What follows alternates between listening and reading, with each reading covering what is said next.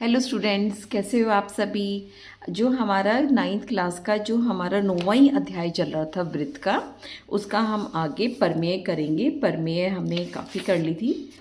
परमेय हम 9.10 में आ गए। इसमें इन्होंने इसकी उपपत्ति नहीं दे रखी कि आप खुद उपपत्ति करो, तो हम आज 9.10 और 9.11 की खुद उपपत्ति करेंगे।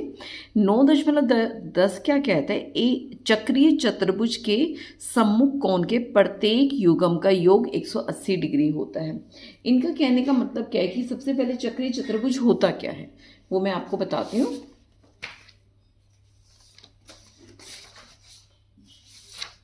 चक्रीय चतुर्भुज क्या होता है, मान लो चक्र का मतलब एक वृत्त, मान लो एक वृत्त है,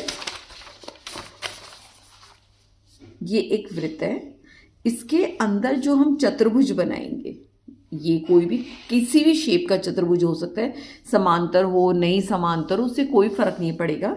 मान लो ये हमने चतुर्भुज ABCD बनाया है। चक्रीय चतुर्भुज उसे कहते हैं जिसके चारों कोनों एक ही वृत्त के ऊपर आए, उसकी परिधि पर आए, तो ये हमारा चक्रीय चतुर्भुज होता है।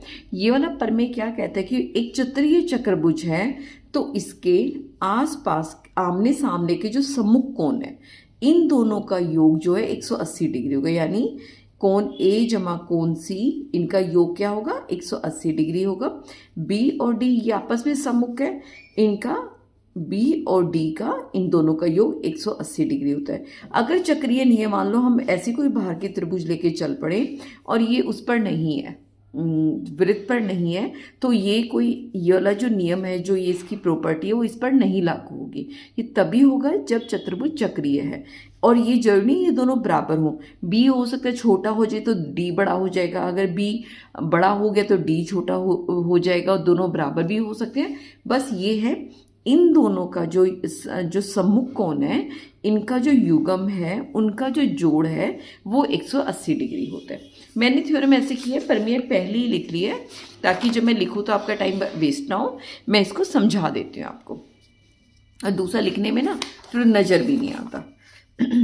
प्रमेय 9.10 क्या कहती है, इसको थोड़ा जूम भी कर लेती हूँ, आराम से दिख जाए। 9 क्या कहती है, चक्रीय चतुर्भुज के सम्मुख कोनों के प्रत्येक युग्म का योग 180 डिग्री होता है, जो अब मैंने अभी समझाया है। तो हमने एक चक्रीय चतुर्भुज है ABCD, ये देखो एक वृत्त पर है जिसका केंद्र O है। क्या दिया गया, क्या हुआ हमें, एक चक्रीय चतुर्भुज ABCD जिसका केंद्र O है, ठीक है, ये हमें दिया है। हमें सिद्ध क्या करना है, कोण BAD और BCD, यानी BAD हमारा ये वाला कोण हो गया, यानी कोण A को हम बीच वाला होता है ना, कोण A कौन सा हो गया, BAD या DAB, आप कुछ भी लिख सकते हो, और कोण BCD लिख सकते हो, DC भी लिख सकते हो। बेसिकली जो कोण C है, इन दोनों का जो जोड़ है वो 180 डिग्री होगा, और साथ में ADC या CD आप कुछ भी कह सकते हो, कोण D जमा कोण B, यानी ABC और CBA, यानी इन दोनों का जोड़ 180 डिग्री होगा।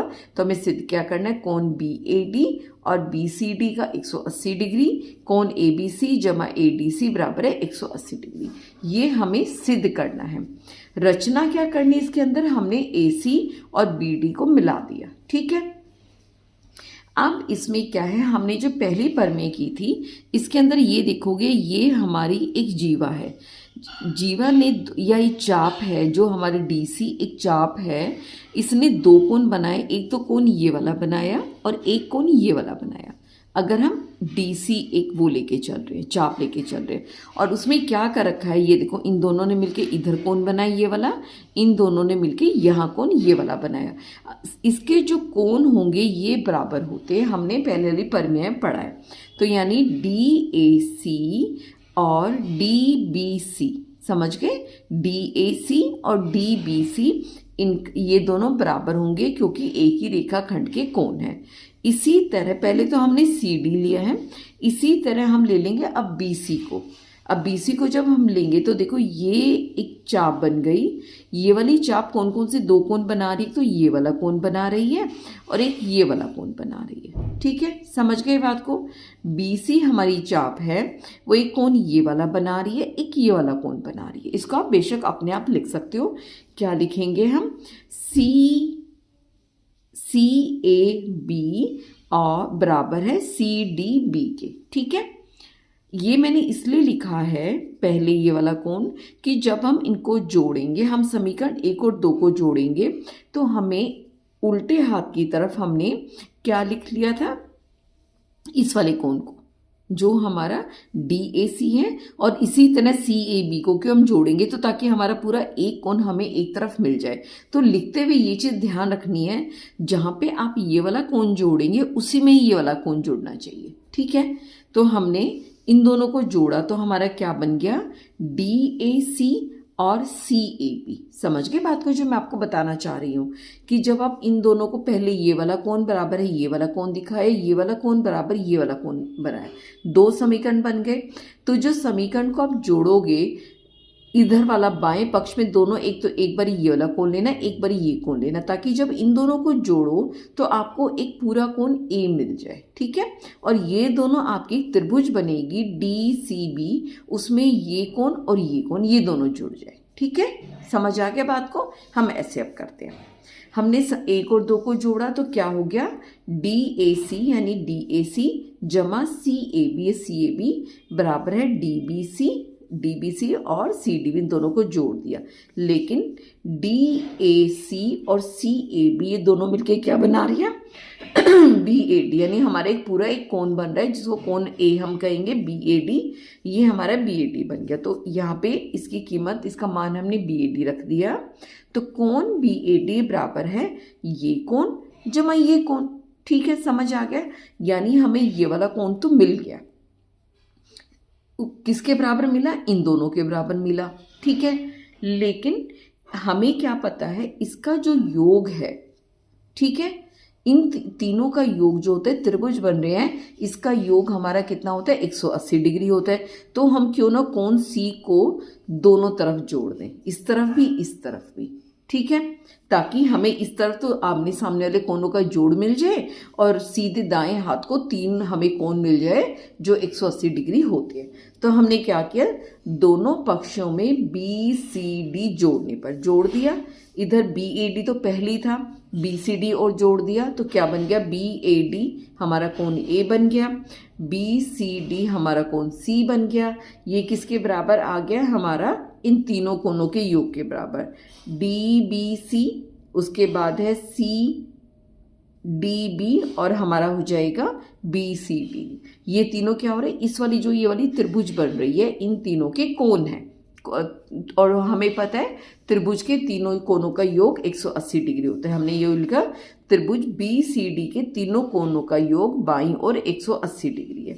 हमने 180 डिग्री लिख दिया। इससे हमें क्या पता चल गया, ये दोनों सम्मुख कोण जो हैं, इन ये वाले सम्मुख कोणों का योग 180 डिग्री है।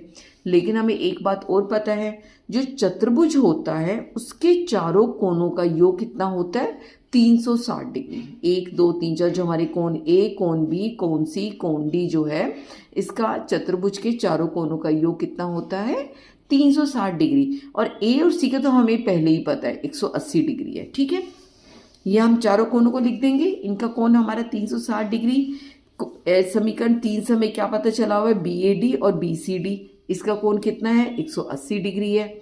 हमने यहाँ पे इसकी कीमत 180 डिग्री, इसका मान 180 डिग्री रख दिया। तो हमें अब पता चल गया कोण ABC यानी कोण B और कोण ADC यानी कोण D किसके बराबर हो गए, 360 में से 180 घटाया 180 डिग्री। ये दोनों समीकरण वही आ गए जो हमें सिद्ध करने थे। समझ गए, ये इसका उपपत्ति है। मैं इसको फिर बताती हूँ, कुछ नहीं करना, आपको एक बारी ये वाली चाप लेनी है, इस चाप में ये कोण बराबर है इस कोण के। ठीक है, मैं आपको अलग अलग रंगों से दिखा देती हूँ ताकि आपको कंफ्यूजन ना हो।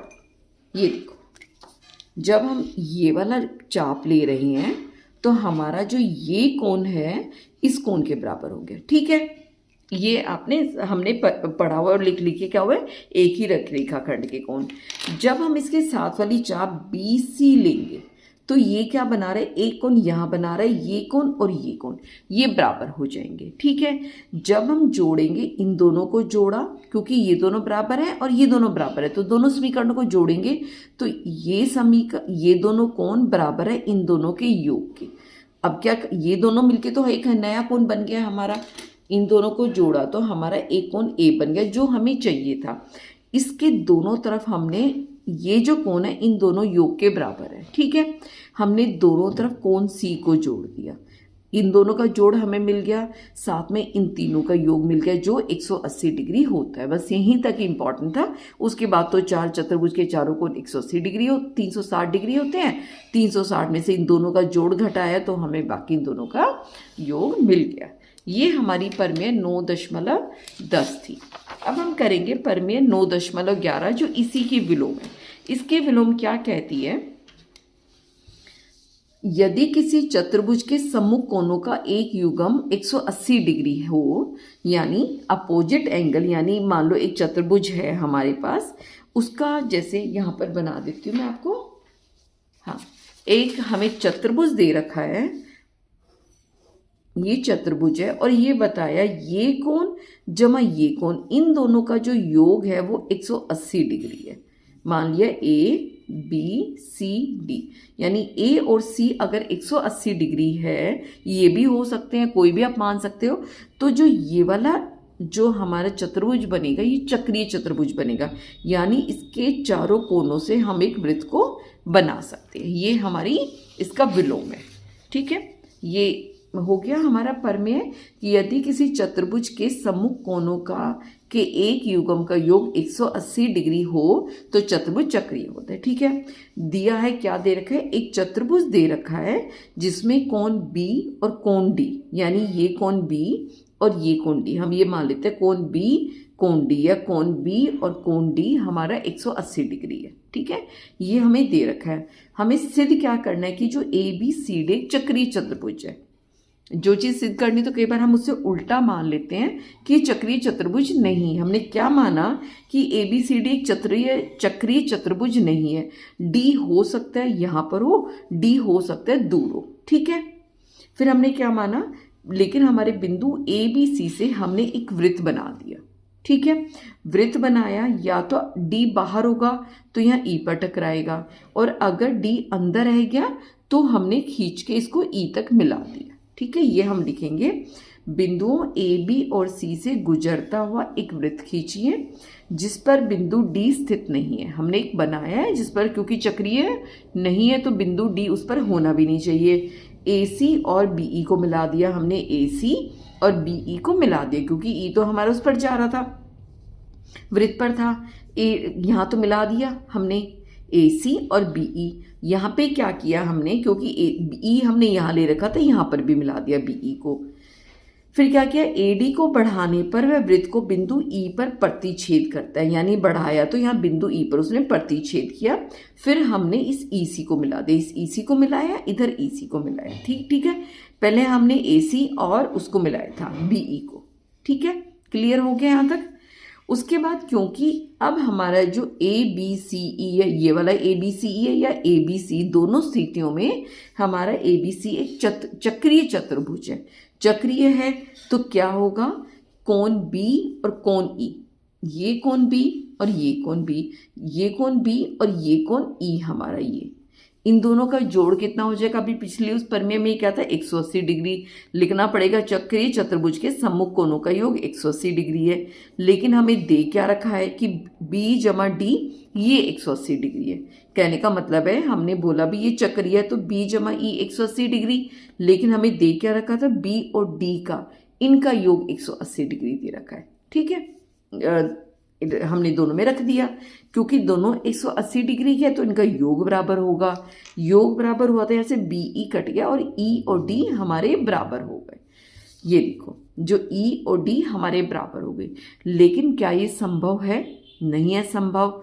इसका क्या मतलब है, एक आपको त्रिभुज की हमने वो कर रखी है, परमेय कर रखी है।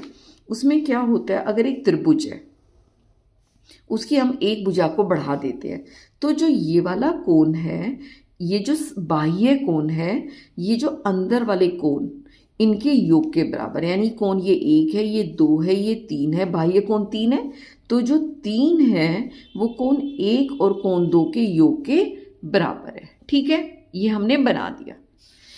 ये यहाँ पे भी ऐसे, ये देखो ये एक हमारा त्रिभुज बन रहा है। ये बाह्य कोण है, ये दो अंदर के अंतः सम्मुख कोण है। ये जो डी है इन दोनों के योग के बराबर होना चाहिए, ठीक है। अगर ये ही जो ये है इसके बराबर हो जाएगा तो इस कोण को 0 होना पड़ेगा, तभी तो बराबर हो पाएंगे ना। अगर यहाँ पे ये 1 भी डिग्री का होता है, ये मान लिया हमारा 70 है, ये भी 70 है, अगर ये 1 भी डिग्री का होता है तो इन दोनों का जोड़ 71 हो जाएगा, जो इसके बराबर नहीं होगा, ठीक है ना। समझ गए ना बात, क्योंकि हम बोल रहे हैं कि जो इसका ये जो कोण है इन दोनों के योग के बराबर है। अगर ये 1 डिग्री भी होता है तो ये हमारा 71 बन जाएगा, जो इसके बराबर नहीं होगा। ये तभी पॉसिबल है जब ये यहाँ पे 0 हो। 0 अगर ये कोण 0 हो गया तो इसका मतलब ई और डी एक दूसरे के ऊपर संपाती हो जाएंगे, एक दूसरे के ऊपर गिर जाएंगे। समझ गए बात को। इसलिए हम, क्योंकि डी और ई के कोण हमारे बराबर हैं तो इसका मतलब ये दोनों कोण हमारे दोनों बिंदु संपाती है। ई और डी बराबर हो गया। यह तभी संभव है जब बिंदु डी और ई संपाती हैं, क्योंकि त्रिभुज के बाह्य कोण अंतः सम्मुख कोणों के बराबर, अंतः सम्मुख कोणों के योग के बराबर होता है। जो ठीक है, हमने जो वो हो गया, इससे ये पता चल गया बी और डी हमारा एक ही बिंदु है, और क्योंकि ई वृत्त पर है तो डी भी वृत्त पर जा रहा है। तो इसने जो हमने कल्पना की थी कि डी वृत्त पर नहीं है, हमारी वो कल्पना गलत है। इसलिए ए बी सी डी एक चक्रीय चतुर्भुज है। अतः सिद्ध, ये इसका वो है, इसका उपपत्ति है। सबसे आसान, सबसे मैंने आपको समझा दी है। इसको आप अपनी कॉपी में लिखो, और अगर एग्ज़ाम में आता लिख के आना, आपके पूरे नंबर आ जाएंगे, ठीक है। अब उसके बाद हम उदाहरण 2 से स्टार्ट करेंगे अगली वीडियो। तब तक अपना ध्यान रखना। Take care.